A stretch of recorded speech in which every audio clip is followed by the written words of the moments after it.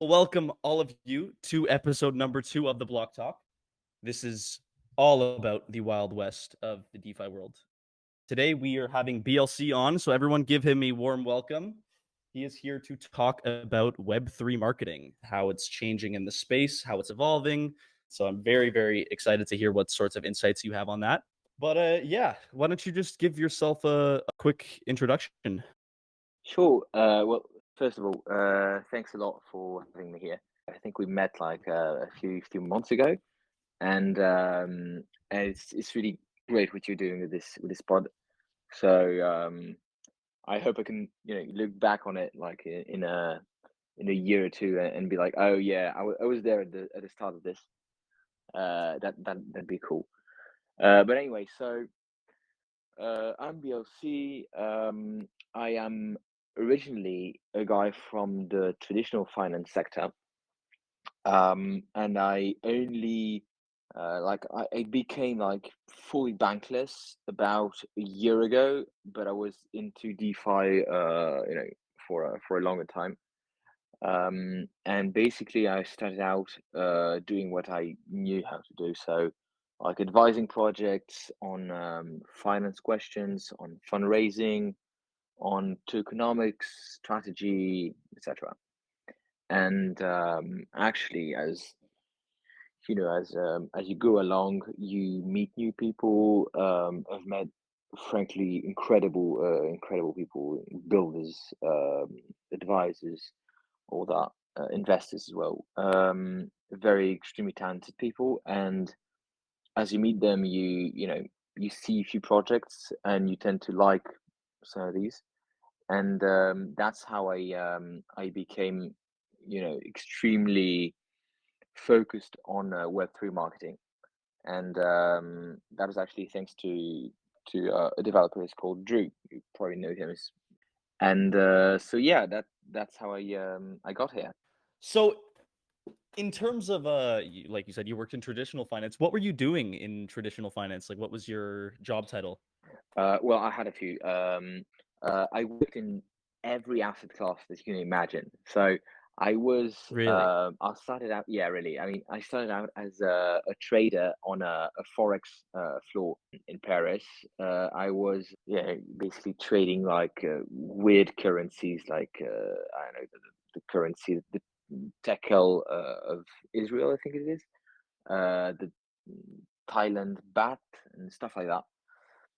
So that was not exactly thrilling, frankly. Um, I worked in private equity, I worked in asset management, I worked in derivatives, in fixed income. So I've been around the finance world quite a bit.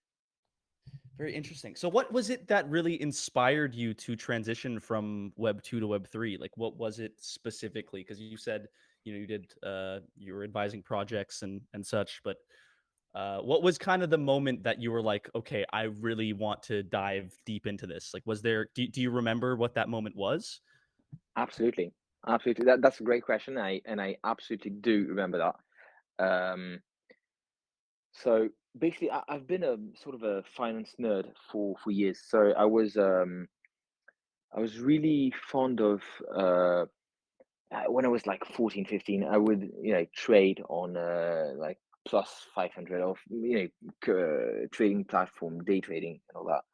And I remember that when I was about 18 or 20, I discovered the world of derivatives and complex financial products, and it was really something that was so interesting. It's so complex, and yet it makes sense in the end. And actually, what I loved with DeFi at first was exactly that. I found in decentralized finance um, the world that was the innovation, the yeah, the spirit um, that was present in finance in the early 80s or the early 2000s. Of course, I wasn't born in the 80s, so I can't really say for that. I just watched a ton of movies, but it's this spirit where you see so many smart people going and doing the same thing and innovating and bringing new solutions, and you see it's going to help more and more people get access to loans or mortgages or whatnot. And basically, when I saw DeFi, the potential it had, it was already well developed. I arrived after the DeFi summer, um, and when I saw that, I was like, wow, that's absolutely amazing. I need to jump in on this. It's basically finance. It's basically what's best about finance in terms of innovation without the centralization and the regulation. So for me, it's the best of both worlds. Yeah, so it's really cool how whenever I do ask people that question, that everyone has some sort of interesting story to tell around how they got into DeFi, and you definitely have an interesting story to tell. Coming from traditional finance, even me, my whole family at some point worked in traditional finance, so I know lots about it. Hmm. And yeah, so it's just really really cool that everyone kind of has their own moment of like this light bulb going off in their head where they see the future of finance and they see where this can go. Because you know I was talking about this briefly in the last episode, but like you said, that the spirit of Web3 is so bright and active and just growing, because we are in the dinosaur ages of blockchain and uh, DeFi and Web3. Like Web3, it's it sort of exists, but it's a little bit like people are kind of like, Yeah, what is it? I mean, it's What's so really early, going man. on? Yeah, we're still really early, which is why I think we need innovation, which leads me into my next question, something you talked about briefly up there, which was innovation. And yeah, how do you suggest that, and what are your thoughts on the way that innovation in DeFi and Web3 is going? Like, where do you see that going in the future? What are some avenues which you think are going to do well this year? And how do you suggest that people, you know, become innovators within DeFi and Web3? Right, that's a good question as well. First of all, you know what? You know what you should do? You should write a newsletter with the stories of how I got into Web3, of people you meet, because I think that would be incredible. That's a I think really you interesting can get idea. so many stories, and like great ones. Um, Everyone has a unique one too. of course, of course. So anyway, so to get back to your question, um, I have one thesis for the next next cycle. So I don't know if it's going to be 3 years, five, I don't know. But my thesis is, um, we need more outside money, and that means that you need to onboard more people. So right now it's like what 15 million, I think, CFI users around the world. So that's people who have like traded on Binance, who lost money on FTX and all that, or who have dabbled in crypto at some point. I think the goal for crypto is to onboard more people, and in order to do that, the thing I believe in is in UX. Basically, if you look today at most protocols that were built during the last bull run, they're absolutely awful, man. They're terrible. It's a pain to use. If you look at like, oh, okay, this is one I like personally, but in terms of UX, it's really horrible. If you look at Curve, if you look at one point, I was using something that was called Solid, I think. It was made by Andre on Phantom, and frankly, man, that the UX here was horrible. I mean, you had to read like 5 pages of white papers, go check out like several YouTube videos in order to make sure you didn't get you didn't put your funds into the wrong pool, or you knew how to withdraw or how to add LP, etc. It was horrible, and no one like if I talk about this to my parents, they're going to be lost after 1 minute. I think what crypto and Web3 in general needs is to be able to speak to people who understand, who have the same level of understanding as my parents do. So UX is the most important thing I think we're going to be seeing moving forward. I think that was probably the best possible answer you could have given. I genuinely cannot agree more that yeah, you literally hit the nail right on the head, is that UX in DeFi on all of these protocols needs work. Like it really, really, really, not necessarily that we need more UX oriented people, but the people need more UX Exactly. experience and need to learn more Exactly. about UX, Exactly. right? Because one thing that, from my experience, from what I've seen in DeFi, is like we have a lot of really innovative people in terms of the technology and the trends and all of these like things that are really really cool, Yeah. but Yeah. Yeah. not for That's true. people who need like not for outsider people. You know what I mean? Like we need more people to learn about design. I think when people are making these protocols, they got to bring in someone like their parents or someone Exactly. who Like knows parents maybe or brother nothing or about sister. Yeah. DeFi Exactly. and use them as tests to say, hey, how can you figure out how to use this? How long is it going to I mean, take you to figure out how to use this? Right? talk to people. When I talk to my friends about what I do, I'm like an alien. I mean, Yeah. there's no this language barrier that's so huge, and I haven't been in this for that long. So, but yeah, so totally agree with you on this. Yeah, and I think education is a big problem as well. Is that there's a really large, really big lack of education in terms of DeFi and Yeah, Web3, at least in terms of like how to use this stuff, because you got to go to like 10 different YouTube videos, like you said, and figure out, okay, well, like, 100%. even even figuring out how to even figuring out how to set up your MetaMask wallet and getting funds into there, and Absolutely, moving your crypto absolutely. around for someone like the barrier to entry is, although it is low to get started as an entrepreneur, to get started as like an investor or someone who might not know, the barrier to Yeah. entry is extremely high Mm-mm. because you need to be a little bit Savviness. tech savvy. Yeah, You know what I mean, right? yeah, absolutely. Yeah, that's also, again, why I created this podcast, is because I want to help create a platform to, educate people through some of these stories that people are gonna come on and tell, like yourself, where people You can should come in you should and learn actually about offer DeFi, a right? yeah, absolutely. But you should definitely offer like a UX training course for Web3 developers or something. For sure. That would be So because I know you're deep onto design, and I know that's something you really know. And I mean, frankly, it's so desperately needed. 1000%. Yeah. I dropped a voice message in here last night. So after the podcast, you guys can go and take a listen to that. But All right. one of my plans with this channel and with this group is to create a community for, like, I essentially want to create the DeFi Avengers.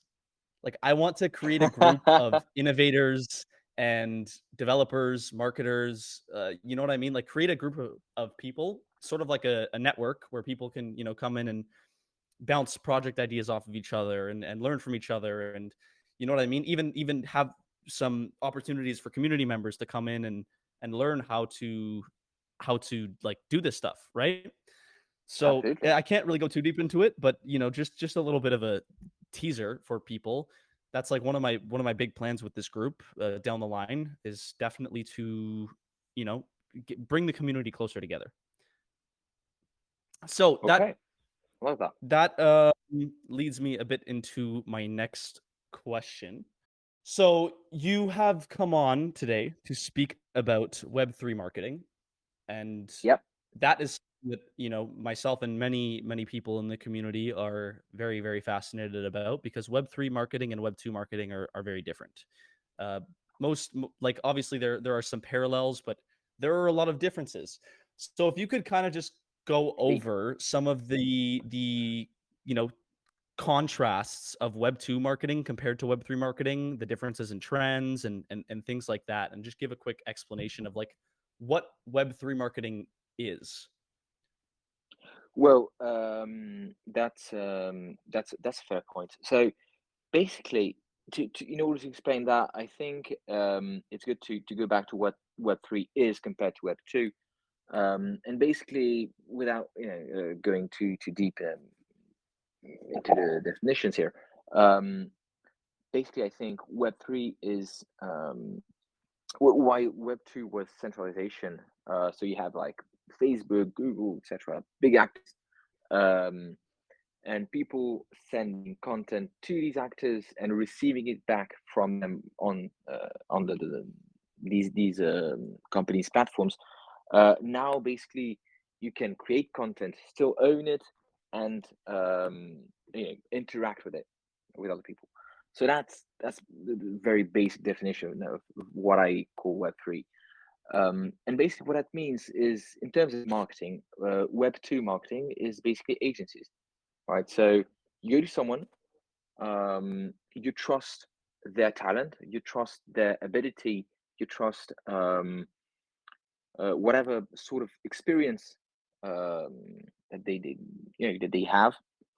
So it's a trust based system, um, and in there it's like sort of a black box. They do their magic, and you get some content, or you get some I don't know, clients, whatnot, whatever you're after.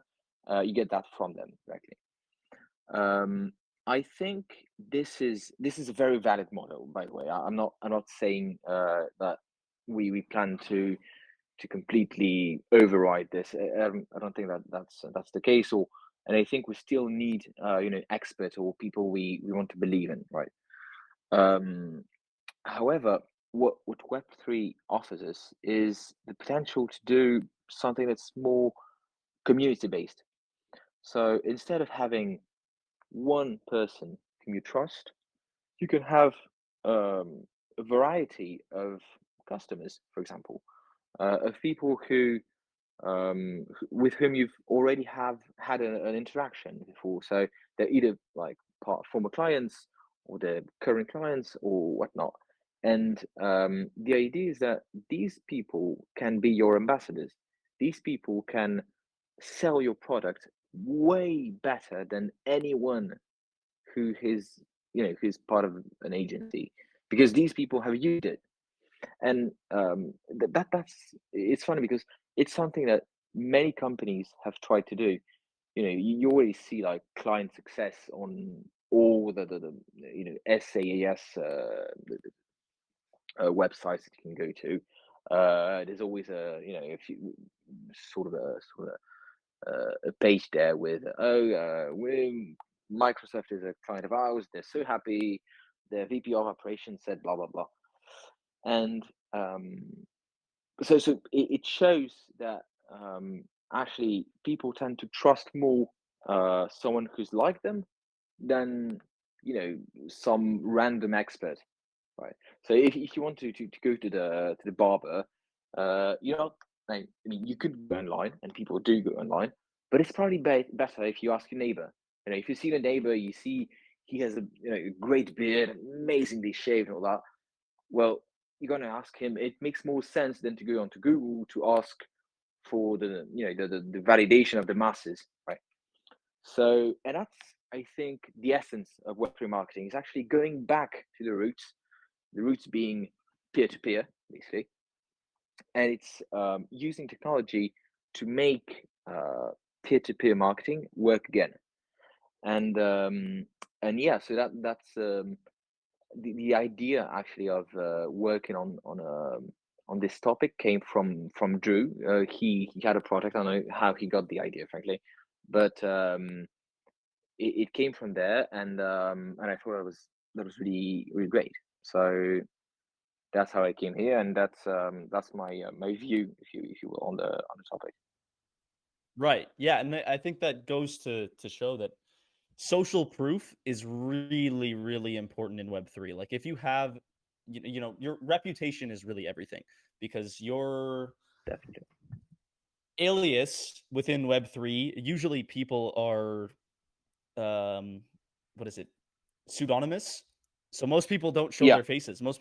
Most people live essentially within the space through an alias and Definitely. whatever their profile picture is, and that's how you recognize people. Where in the real Yep. world, you recognize people by their face. Yeah. So Obviously, I think things are going to get a bit different. I'm sure more people are going to, reveal themselves as things move on and as times kind of change a bit. And I For think sure. a lot of that, the reason why people choose to use pseudonyms is because Web3 and being within DeFi specifically feels a little bit like a gray area for most people. And Yeah. not necessarily because it's just because there's no regulations around it. There's nothing that's really Hmm. like we don't know what the future holds. So I definitely don't blame anyone for it. I think it's really healthy for the space right now that people are finding a way to create this peer-to-peer trusted system without actually having to necessarily reveal who you are. Basically, it is 100% true that when you it is also an element of fear, and I think that was also the case at the very early stages of Web 1, right? Because like the first email that was ever sent was a spam, right? And I think people and like basically Web 1 was all about porn mainly, right? So I think it took some time for people to realize that they could be themselves um, on the web. And even if you look at like the first blogs, the first like email addresses and all that, they were so rarely, something that was connected to their real name. This was like Marco 1995 or something. Um, and I think it took some time, and now people are comfortable living on the web, on Facebook, on Twitter, showing their faces, all that. And I think it will probably become the same with Web 3. Yeah, that's definitely the case in my opinion as well. That oh, but only time will tell. Truly, only time will Yeah, sure. tell because it's I'm sure there's going to be people way, way, way, down the road that are going to continue to stay anonymous after, 5 years or so. I don't think that is necessarily going to change. But I think it's mainly just like we need to find a way to hold people accountable within the Yeah. peer-to-peer system, which we kind of Hmm. have already because of that sort of reputation system, which like, if you're a developer, if you're a marketer, if you're a, call channel, what call channels are something I also want to go into a little bit with you, get your opinion on.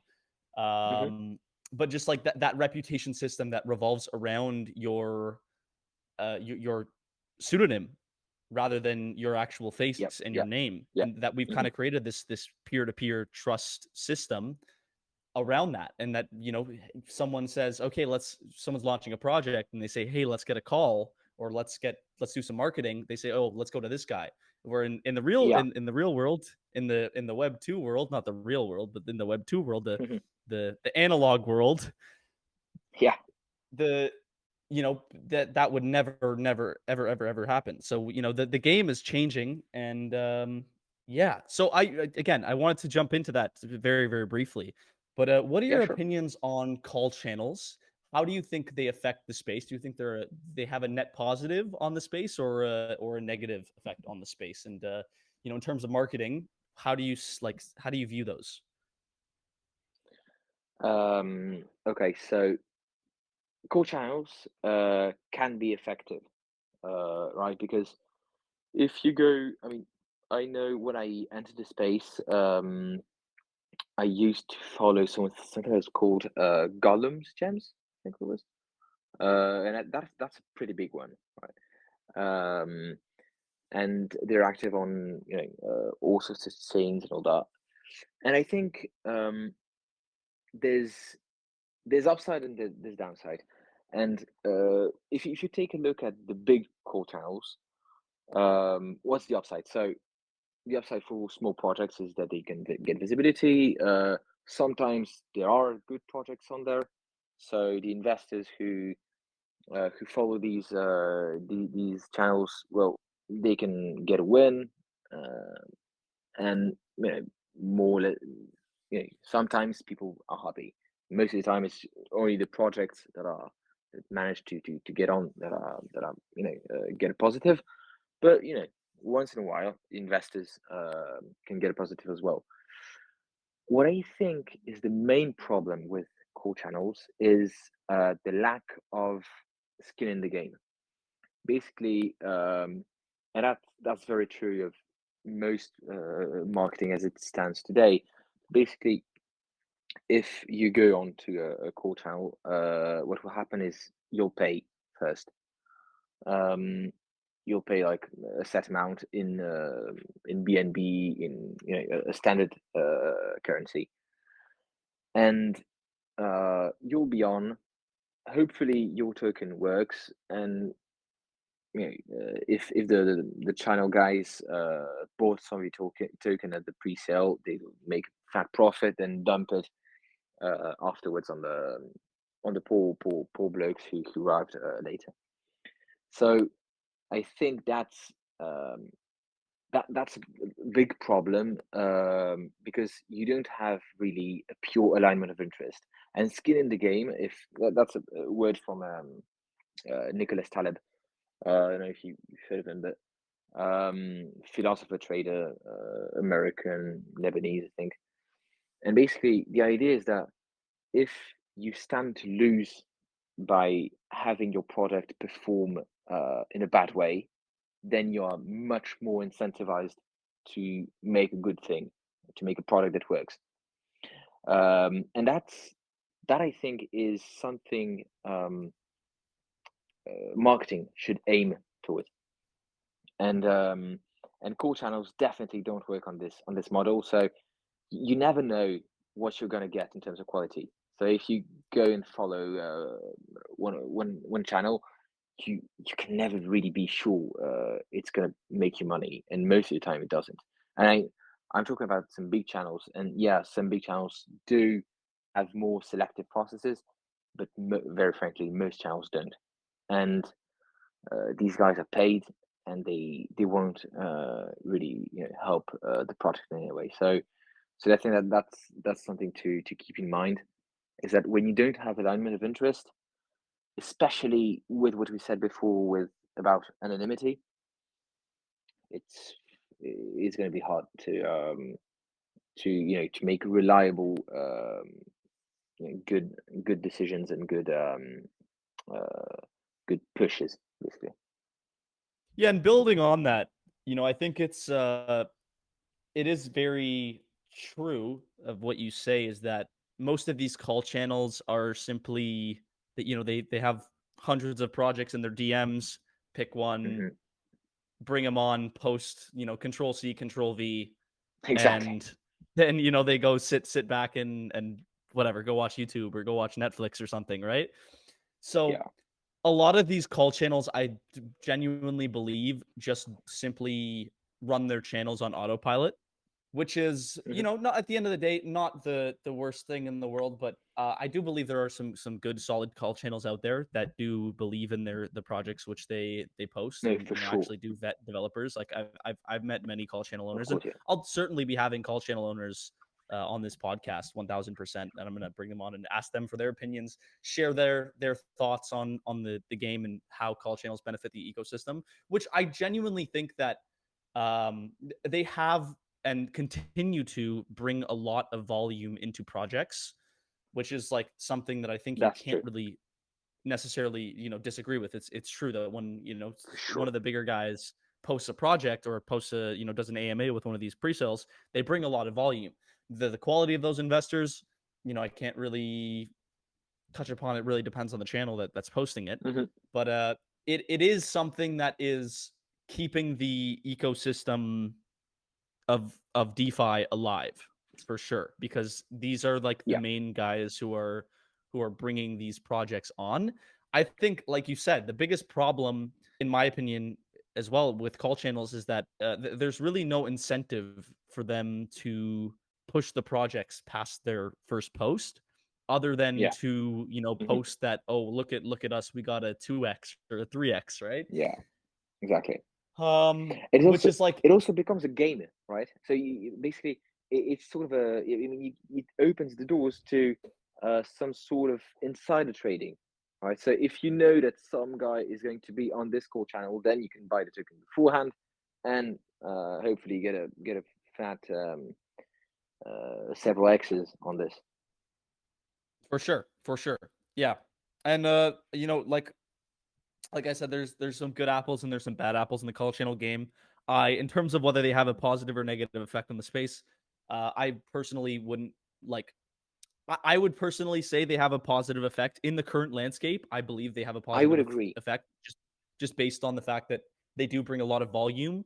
Now, I do Yeah. think there's a lot of good apples and a lot of bad apples in the call channel Mm. game. So, not necessarily saying that they are saviors or that the space completely relies on them. But I think the space is kind of like understanding that a lot of those guys and a lot of those bad apples in the call channel space are people are starting to see what they're doing, and Yeah, yeah. No, sure, for sure, things. for sure. No, I thi- agree with you, by the way. Like they're a big positive, I think, in the space because there's not like that much of an alternative at the moment. But that's what we got to keep innovating, keep creating new ways of promoting projects, Definitely. marketing projects, and getting things around, because that's really the only way right now on Telegram. Yeah, Obviously, definitely. you got CMC and whatnot, and some of these listing sites. I saw this Coin Merge just went live. That's one of Hmm. the bigger projects right now that I thought was pretty cool. They're doing like a revamp, Okay. but yeah, like You I should mean, check out there are definitely other Mobula. You should Mobular. check out I actually haven't Mobula. heard of Mobula that. that FI, I think. They're actually pretty solid. It's a couple of French entrepreneurs, and they're building something that's managed by the community. So, like, it's it functions some sort of basically in the same way as a DAO, and Oh, it's very very cool. I'll send you the link if you want to check it out, or if you yeah, want yeah, to yeah. if Send you it want to over. pin it. Send it over. I'll check it out. But certainly, I think it's going to be really important for innovation in the space in terms of like how we get new people into the space, and once people are in the space, how they can find actual solid projects and investments. Because the thing with call channels is call channels are many of them are center focused around pre-sales and AMAs, and then many of them are focused around meme coins and shit coins and Yeah, the the less utility based stuff. Which leads me into true. my another question that kind of relates to the last thing, which is what are your thoughts on obviously meme coins and shit coins right now are not necessarily as big as they were during the bull market by any means, but that's the rest of the space as well. Hmm. How do you think those have an effect on the space? Do you believe that those will continue to be a powerhouse through the next bull run, or do you think that some of the bigger, more utility-based projects are going to start outweighing things? Okay, that's a very complicated question. In terms of the effect that they have on the space, for sure, it's not. I mean, it's not black and white. So it's not purely positive. It's not purely negative. What they do is, for sure, they bring lots of users. I mean, crypto wouldn't be what it is at the moment if Bitcoin wasn't worth 23K, and Bitcoin today is regarded as the holy grail of crypto. But 10 years ago, it was absolutely as degen as the next shitcoin, you know? Yeah, yeah. So, so it's a question of perspective, right? You can't, um, so what maybe the new shitcoin of tomorrow is going to be as respectable as Bitcoin is 10 years from now. Um, so for that, actually, shitcoins are very helpful in the space because they bring TVL, they bring people, and sometimes, most of the time rather, these people lose money. That's true. And there's no way around that. However, that's a big positive. On the next side of the question, are they going to be a powerhouse for the next few years? And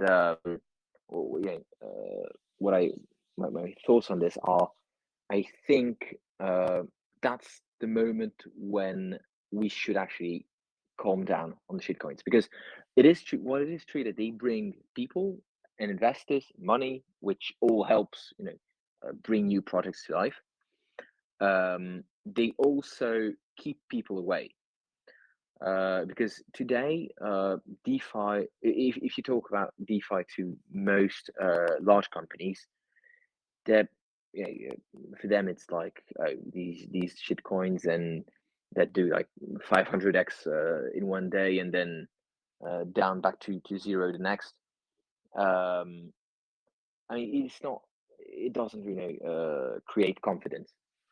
You can't really build trust on shit coins. So I think it's a good time to, um, to start moving away from these projects. And I think, seeing as so many developers got rich in the past bull run, making shit coins, most of them at the moment are moving on to more serious projects, and that's something you see very often. So people get rich on one token.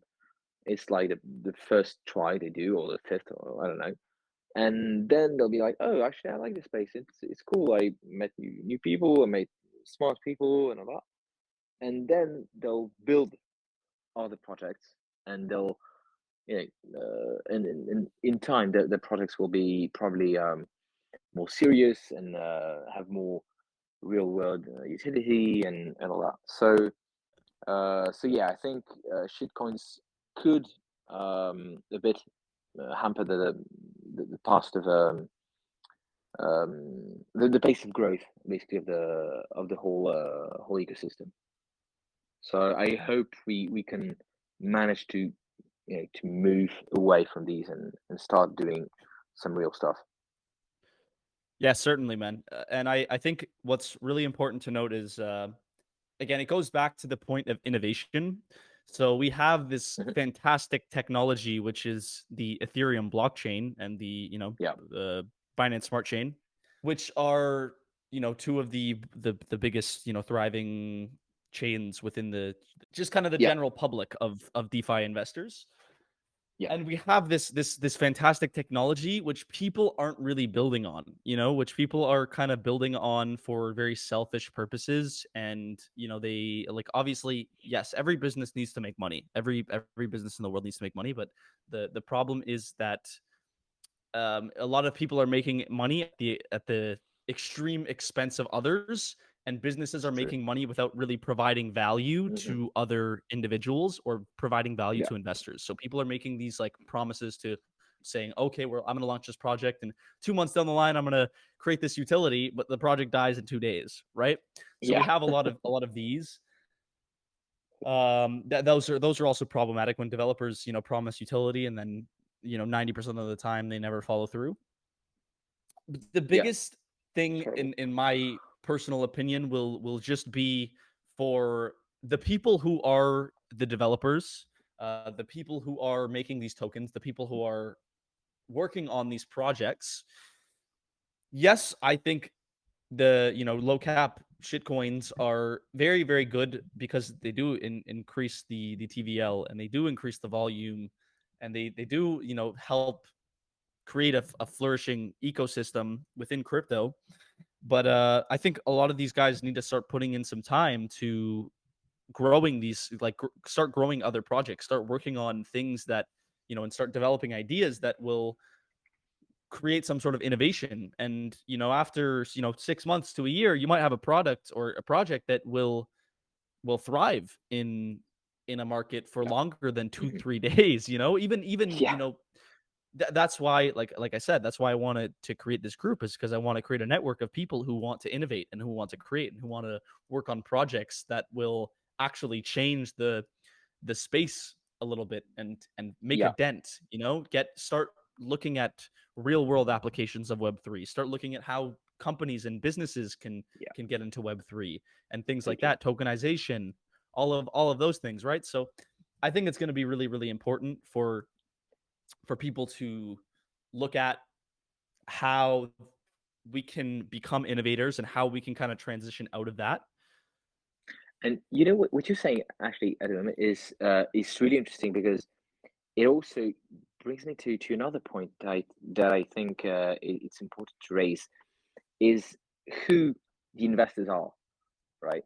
Because if you look at the moment, the reason, part of the reason shitcoins work and people get dumped on, so you don't really work for very long, but they do get this cycle of hype is also because of investors are seeking quick profits. Oh, certainly. Yeah. And I think one of the big things I personally would like to have is to bring people who have had like a solid education, who don't necessarily want to invest in the stock market because it takes a lot of time to research, and maybe they feel they don't have enough money and they want to make gains, but not necessarily like a 5x in 2 days, right? Because I'm seeing for CoinPop, right? So the project I'm managing at the moment, I'm always seeing every 2 days and seeing people say, "Oh, why not new all-time high?" It's all the time, Yeah. and I'm like, dude, uh, I mean, you think of it as a company. You can't like if you invest in Apple, you won't get all-time highs every 2 days, right? Yeah. That's not how it works. So, so and I think what I would personally really like is to bring these people who have um, who want to do to spend the time to learn about a project before investing. So want to do due diligence and who can then invest and wait for the long term. Even when I say long term, it's not like 40 years, right? It's like a few months, a few years. That's a few years tops, right? And Yeah. that I think is also a big challenge. It's like bringing these people who are like investment bankers, who are I don't know, traders, consultants, all these. I mean, I've got a tons of friends who work in these sectors. They don't really invest too much in crypto. I mean, No. they get hyped maybe at the end of the bull run, and they get dumped on because they arrived at worst possible time. But they I mean, these guys, I think there would be some some sort of interest for them to get in on like interesting smart projects.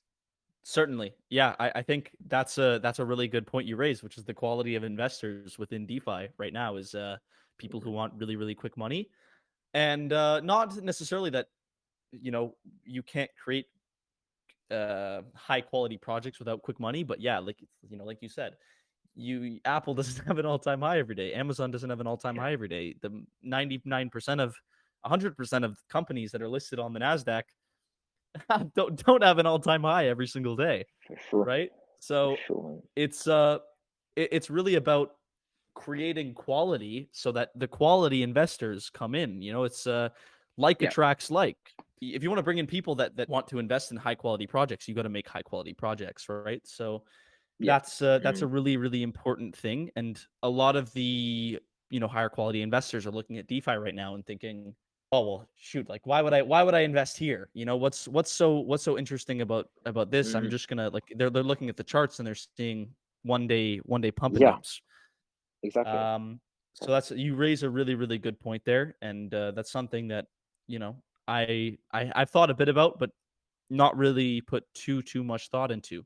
And that the second that the real innovation starts coming in, obviously you could say, okay, well the regulations got to come and this and this and this, but it's really about the true innovation within the space, because the innovation is like it's sort of here, but it's not, and it can be built. All we need, I would say, Yeah. is one or two really, really, really, really good, solid projects where you can apply real Revenue world concepts into basically, yeah. DeFi. And again, yes, this is what I intend to do with this group. So this is you've come to the But I right like this, man. place. I frankly like this. I mean, I think this pod. I mean, if you if you keep working on it, I'm thinking it could be very very big. It can be. Do you know my first million? My first million? No, I The don't.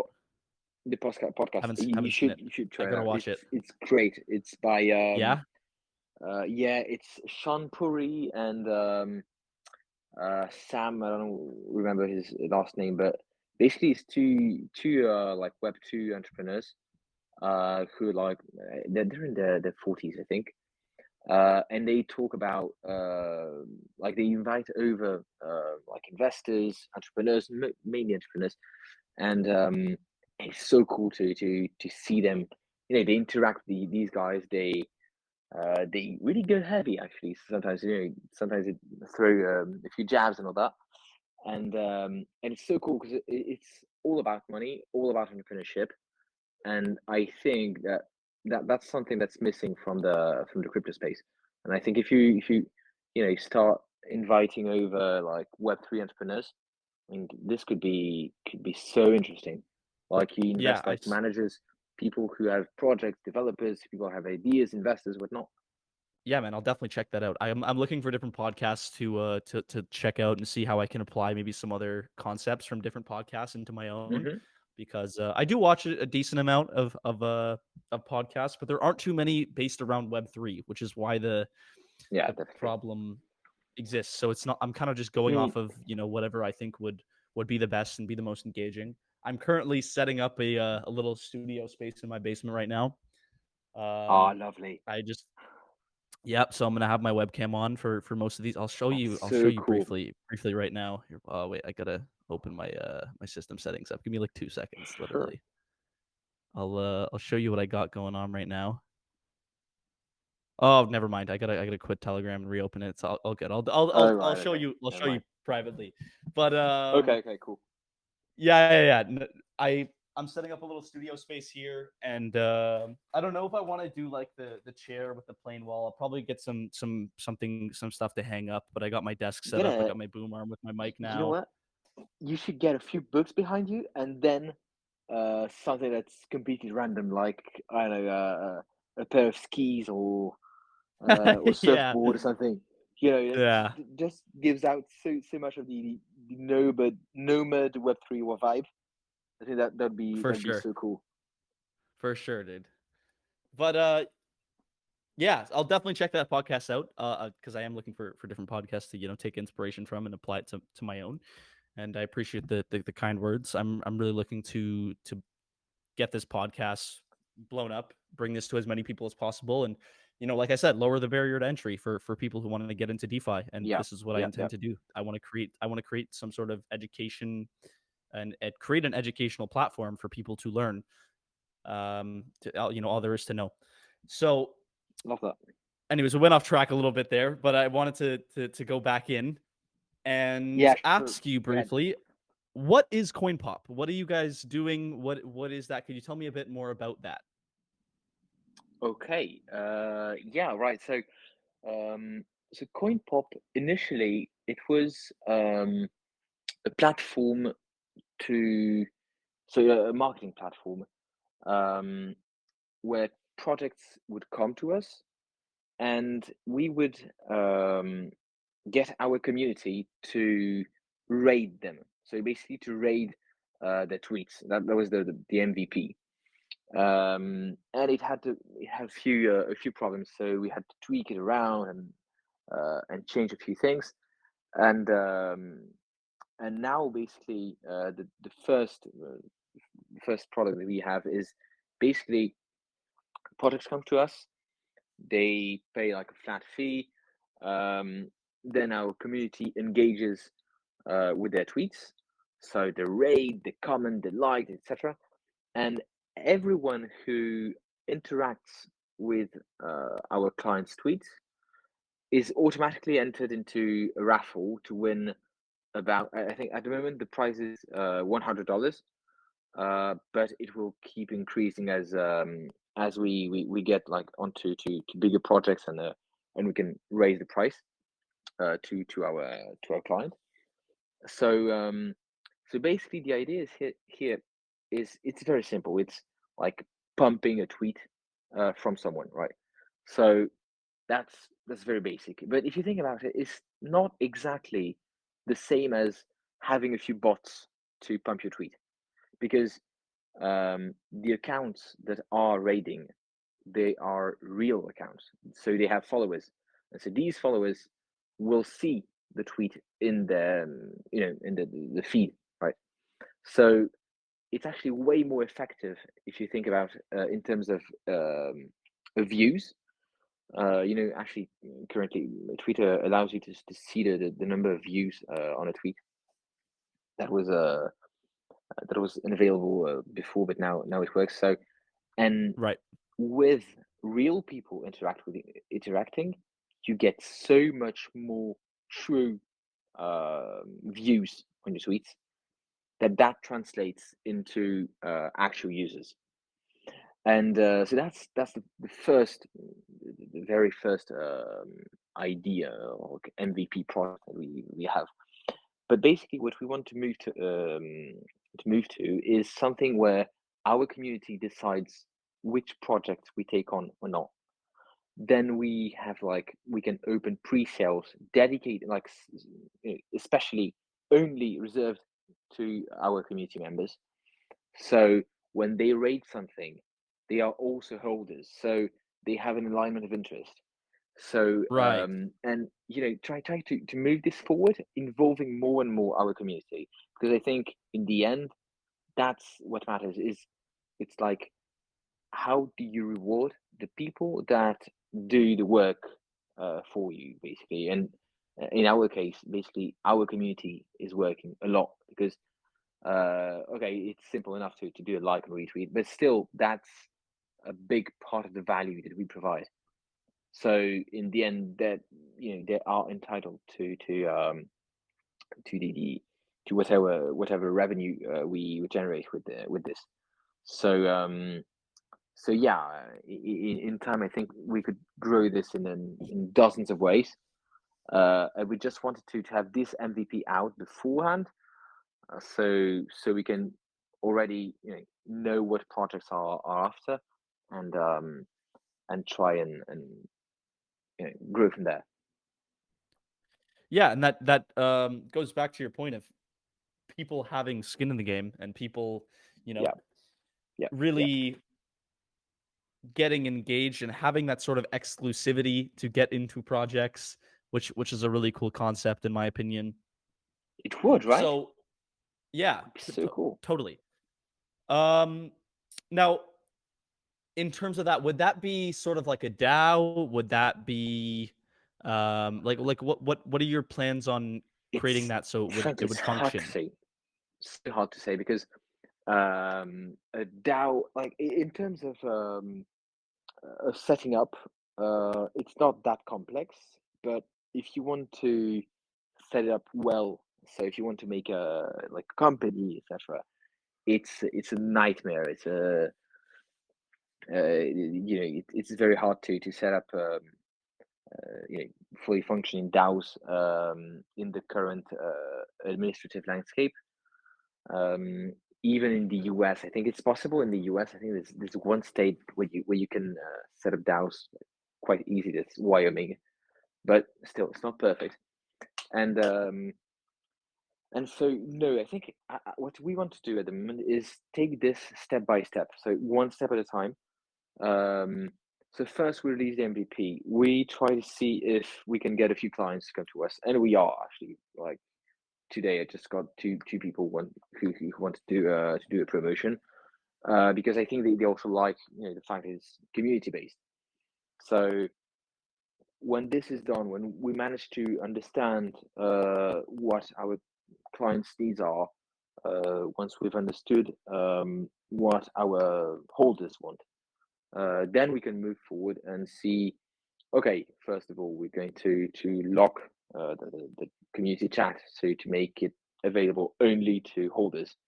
Then we can open like pre-sales for our holders.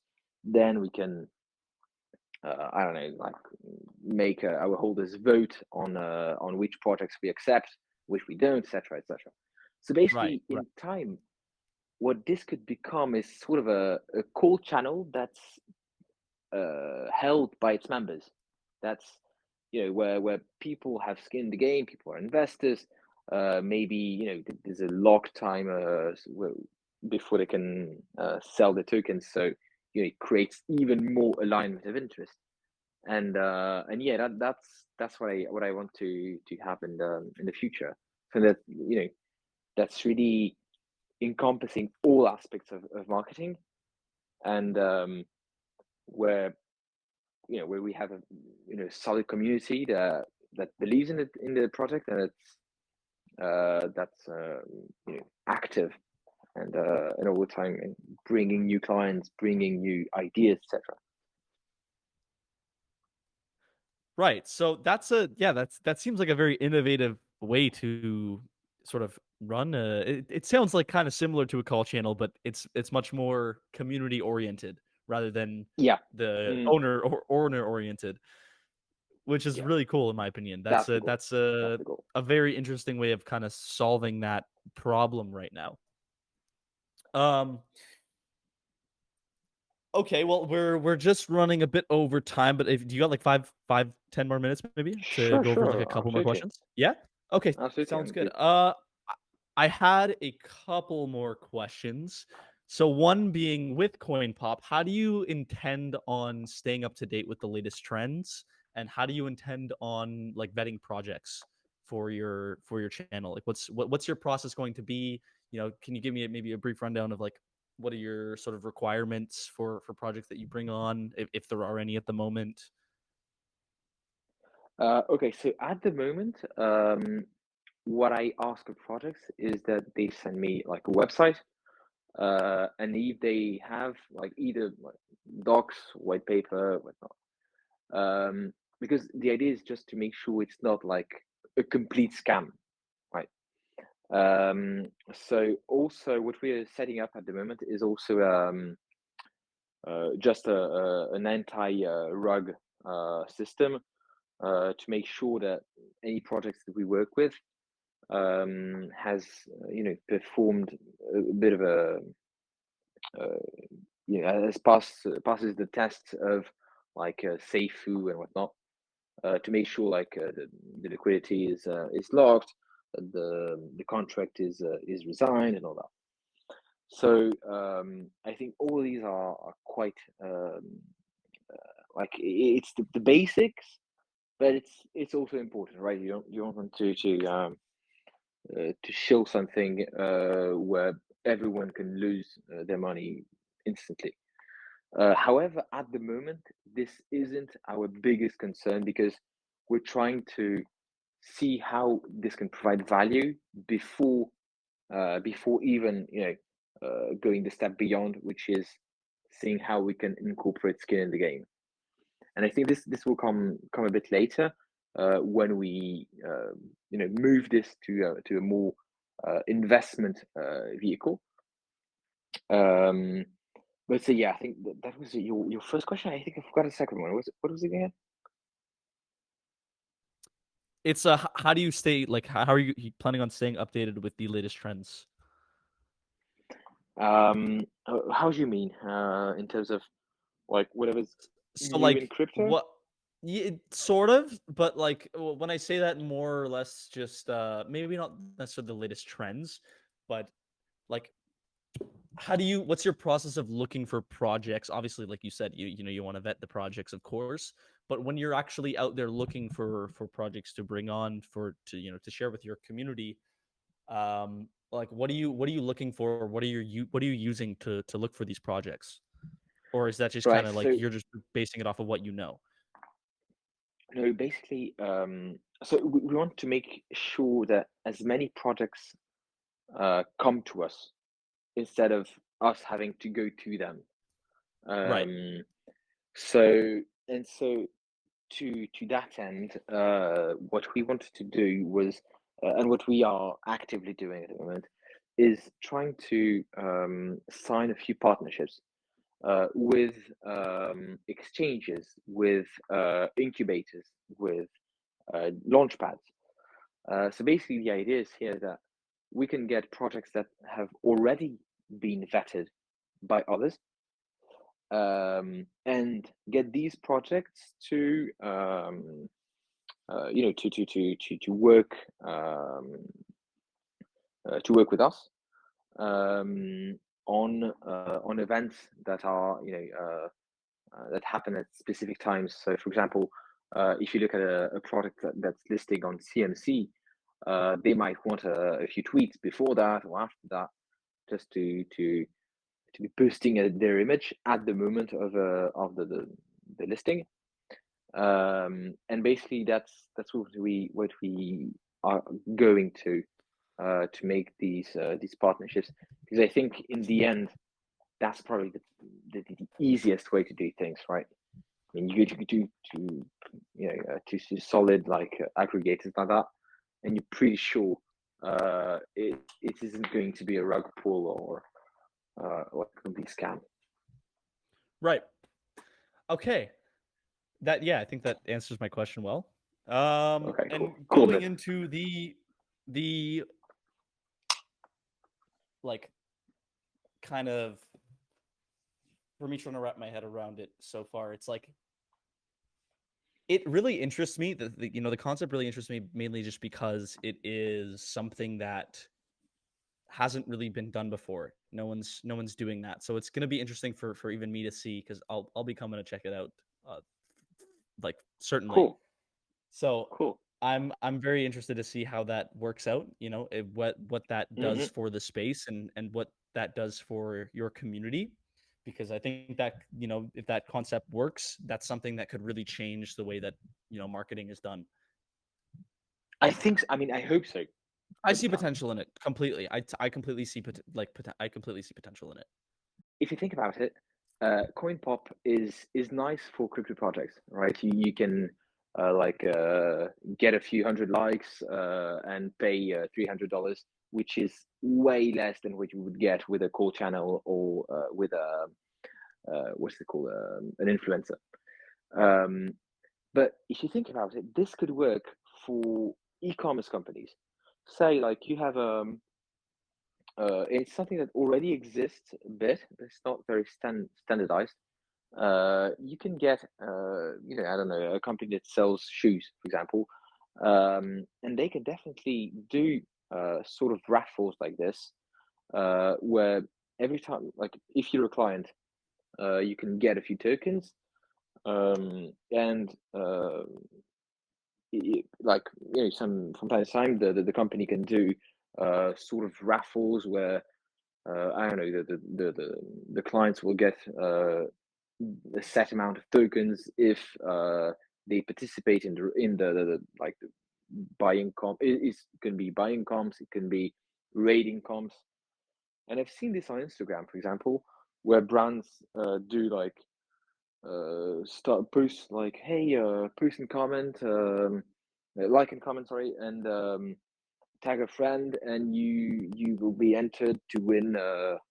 I don't know, a trip to I don't know what city, and that works. That works for these companies, and I think um, it's certainly pretty easy to make it externalized, and to make it so that it's less of a hassle for companies to manage themselves, and also to make more standard giveaways, and to integrate them better with the company's referral systems. So I think it's also something that could work for Web2. Actually, can be way bigger than shitcoins. Right. So, I have one final question for you Okay. before we end this off, which is, through your time in Web3, Mm-hmm. what have been your biggest lessons, and how have you applied them to your life, and maybe even just within your business as well? Like, what was the maybe one or two biggest things that you've learned throughout your time in DeFi? Well, that's a tough one. That's a tough one. I think one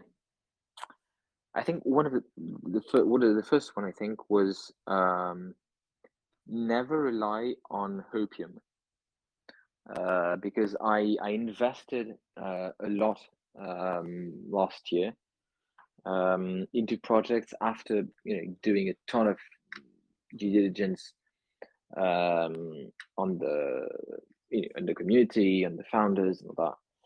And I lost quite a lot, partly because I would not like I would I would look at a Discord chat and be, oh, cool, these guys are doing so much, they're very active in the chat, they're present, they say they don't want to let the community down, the community is super active, and actually it's sometimes these projects dip 90%, right, and never get back to the previous ATH. So I think that was the first lesson, is that people tend to be overly optimistic, and you can't let that fool you. So, and particularly in the crypto space, if you're a day trader, you can't let something that you own slip more than 25-30%. I mean, at that time, you should sell. I mean, that's my view at the moment. But like, if a token or an NFT you hold loses value more than, it's a question of risk tolerance, but more than like 25, 30, 35%, I mean, just sell, because yeah, promises are nice, but unless you have something very tangible to work off of, then just you shouldn't you lose your time and money on this. So I think that was the first one, and the second one was, I think, about the importance of communities, and which you can make can be a bit weird to see the two at the same time, but uh, I have come to realize that for some projects they never ever reach any sort of big market cap, because they don't have a community, and because they just they just didn't focus on this.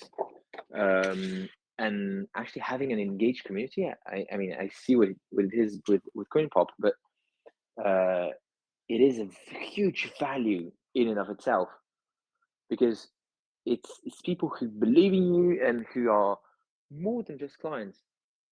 And I think that's, I think, the second element I think I learned really in Web3, and I wasn't really as